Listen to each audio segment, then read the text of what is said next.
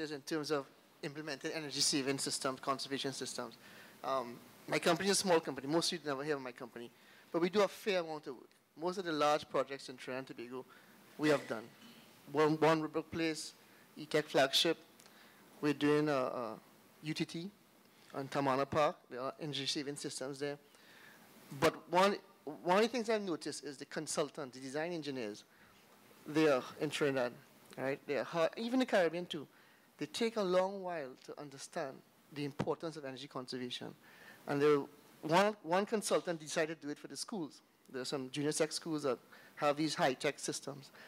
And what happens with the rest of the private sector, because they're not into the energy conservation systems like desiccant systems and chill beams and other stuff, they get upset and they don't understand the technology. So they try to bring it down and say, this is not good. So right now, in fact, our schools, when our schools start or when the ETEC flagship building start, it will be one of the lowest in terms of carbon footprint, definitely in the Caribbean. The ETEC building is supposed to be a green, what do you call it?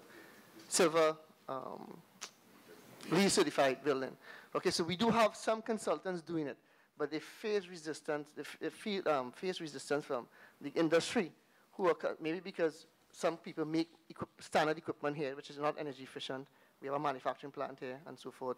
So they face resistance from these type of people. So we need to get our consultants involved on board. One last thing I'd like to mention, just because about a month ago I was invited to present at the Barbados Central Bank Renewable Energy Forum they had to find out what's going on in Barbados. And one of the things they're doing, we have 25% tax rebate on solar water heaters. They have had 100% for years. But they went a next step further. They are given, like, I think, 12,500 Bajan US dollars a year for 5 years for PV panels. They have the utility, light and power, inviting people to purchase PV with special rates, sell back onto the grid, that type of stuff. And they are very serious. The most serious utility I've seen in the Caribbean, most forward thinking. And I think that's where we have to go if we're really serious about, you know. On my website, I think I did a check about if you go to solar water heaters, how much LNG, how much natural gas we would save if everybody went to solar water heaters in Trinidad. That same natural gas you save, you can sell back out to the plants or to America or whatever and earn more money. So we have to start looking at things like that, you know, just utilizing more and be more renewable, more energy efficient here, so we can take that gas and sell it and do better for the country. Thanks. Thanks, Andre. As we wrap up this morning's session, I would like to invite both Dr. Ruth Puttersingh and Mr. Ethan Horton to give some final remarks. Thanks again.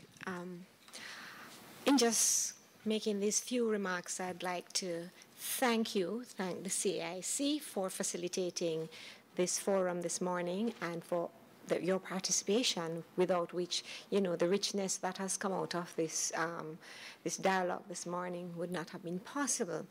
I failed to recognize that Mrs. Eleanor Jones is the managing director and lead consultant on this project as well. She was not able to be with us today, but you will see her in Trinidad doing some work on the project as well. So I would like to just thank you and look forward to doing a project that will be valuable, value added, as well an excellent program for not just Jamaica and Trinidad, but can be Caribbean-wise. Thank you much. Thank you, Madam Chairperson. Again, it is really a pleasure being here. I have learned a lot. I have learned some of the finer things that I will have to contemplate when I'm doing my project here.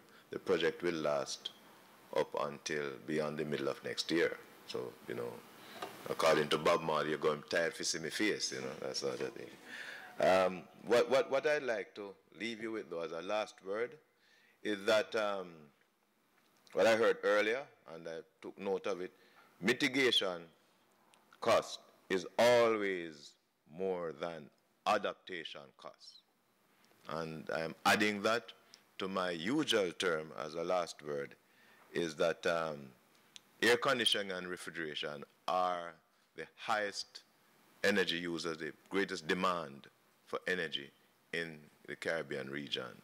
And this demand is not going to go away. It is going to increase. And the term I use is that it costs more to do nothing. We've got to do something.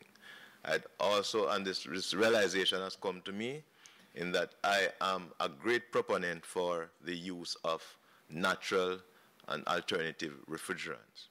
That will go far away in our environment as well. I have had the experience of utilizing hydrocarbon refrigerant.